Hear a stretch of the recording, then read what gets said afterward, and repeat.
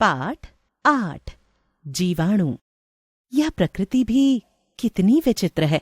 प्राणी जगत में एक ओर व्हेल जैसे विशालकाय समुद्री जानवर हैं, तो दूसरी ओर बैक्टीरिया जैसे अत्यंत सूक्ष्म जीव हैं। बैक्टीरिया इतने छोटे हैं कि इन्हें हम सूक्ष्म दर्शक यंत्र से ही देख सकते हैं। अगर हमारी उंगलियों के पोर में करोड़ों बैक्टीरिया आकर बैठ जाएं, तो भी हम उन्हें नहीं देख सकते। हमें मैल तो दिखाई देगा, लेकिन मैल में बैठे बैक्टीरिया दिखाई नहीं देंगे। कहते हैं कि हमारे एक बाल के सिरे पर 100 बैक्टीरिया आ सकते हैं, या एक बूंद पानी में 1,00,000 से ऊपर बैक्टीरिया होते हैं। ये आकार में अणु जैसे छोटे हैं, इसीलिए हम इन्हें जीवाणु कहते हैं। जीवाणु एक कोशिका वाले जीव हैं। आप तो जानते ही हो कि कोशिकाओं से ऊतक बनते हैं, ऊतकों से शरीर के हाथ, पैर आदि अंग बनते हैं। इसका अर्थ यह है कि जीवाणुओं के न हाथ पैर हैं, न ही शरीर के अन्य अंग। फिर यह देखने में कैसा लगता होगा? जीवाणु कई प्रकार के होते हैं और सूक्ष्म दर्शक यंत्र से देखने पर ये अलग अलग आकारों के लगते हैं। प्लेट की तरह गोल, छड़ की तरह लंबा या छल्ले के आकार का। जीवाणु कहाँ रहते हैं? मिट्टी में, हवा में, पानी में, खेतों में, हर जगह ये पाए जाते हैं। आपको यह जानकर हैरानी होगी कि जीवाणु करोड़ों की संख्या में हमारे शरीर पर मिलते हैं। हमारे शरीर के अंदर, पेट में भी मिलते हैं। जीवाणु अन्य जीवों की तरह जीव हैं। ये भी पैदा होते हैं, जीवित रहते हैं और एक दिन मरते हैं। ये तीनों काम हमसे अलग तरीके से होते हैं। इन्हें जीवित रहने के लिए अच्छा वातावरण चाहिए, जहां आहार मिल सके और अच्छा तापमान हो। जो जीवाणु सूखी मिट्टी या धूल में पड़ा हो, वह एकदम निष्क्रिय रहता है। जैसे ही वातावरण अच्छा हो जाए, वह फिर सक्रिय हो जाता है और बढ़ने लगता है। हर कोशिका आकार में बड़ी होकर 2 कोशिकाओं में बट जाती है। इस तरह जीवाणु 2 घंटे में संख्या में दुगने हो जाते हैं। जीवाणु मरते भी हैं, लेकिन बुढ़ापे के कारण नहीं।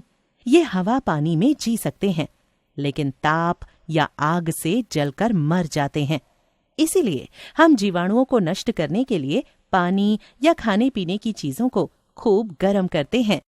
अब आप जानना चाहोगे कि जीवाणुओं का हमारे जीवन से क्या संबंध है? धरती पर पेड़ पौधे हैं जो हमें अनाज, सब्जी, फल आदि देते हैं। हम इन चीजों को खाकर ऊर्जा पाते हैं। पौधों को खुराक कहाँ से मिलती है? पुराने पेड़, पौधे, मरे जानवर सब जमीन में दबते हैं, तो जीवाणु उन्हें सड़ाते हैं। ये मिट्टी के गले पदार्थ ही पौधों के लिए खुराक हैं। इस तरह सृष्टि के सभी जीव एक दूसरे के लिए आहार हैं, जीने का आधार हैं। इस तरह हम देखते हैं कि जीवाणु पृथ्वी में जीवन के लिए अत्यंत आवश्यक हैं।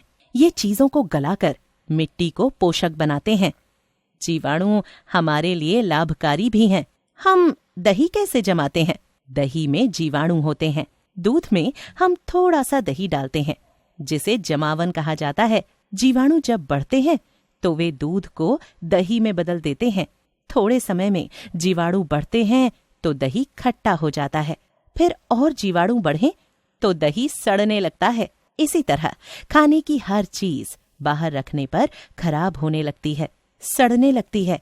जीवाणु ठंड में जल्दी नहीं बढ़ते, इसीलिए खाने की चीजों को फ्रिज में रखते हैं। फ्रिज में रखी चीजें जल्दी खराब नहीं होती। ये गूंथे आटे में खमीर उठाते हैं। इडली, डोसा, बड़ा आदि के घोल या पिट्ठी को पकाने लायक बनाते हैं। इतना ही नहीं, ये पेट में हमारा खाना पचाने में भी हमारी मदद करते हैं। कुछ जीवाणु हमारे लिए घातक भी हैं। किसी जंग लगे चाकू से कट जाए तो खून निकलता है। अगर तुरंत इलाज न किया जाए तो टेटनस नामक जानलेवा बीमारी हो सकती है और मौत भी हो सकती है। यह बीमारी टेटनस के जीवाणुओं के कारण होती है, जो घाव के रास्ते से शरीर में पहुंच जाते हैं। रोग वाले जीवाणु शरीर की एक एक अच्छी कोशिका में घर बनाकर उसे बेकार कर देते हैं। इससे व्यक्ति का रोग बढ़ जाता है और वह मौत के निकट पहुंच जाता है। ये जीवाणु हमारे चारों ओर हर जगह हैं। हमारी त्वचा पर जमे मैल में भी हैं। फिर वे सारे शरीर में क्यों नहीं घुस पाते?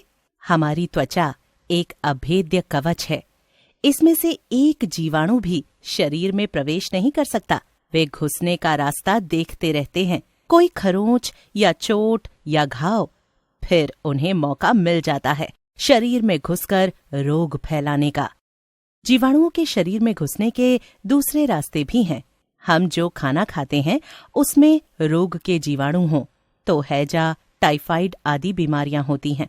चूंकि ये जीवाणु भोजन के माध्यम से पेट में जाते हैं, इसलिए हमें हमेशा अच्छी तरह गर्म किया हुआ ताज़ा खाना ही खाना चाहिए।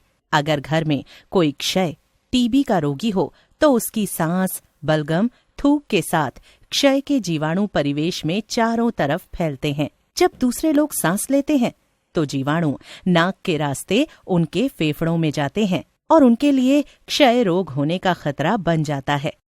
आपको इन सब बातों से घबराने की आवश्यकता नहीं है। शरीर साफ हो, घर में सफाई हो, खाना ताज़ा और पोषक हो तो रोग पास नहीं फटक सकते। कभी खरोच आ जाए तो टेटनस का इंजेक्शन लगवाना न भूलें।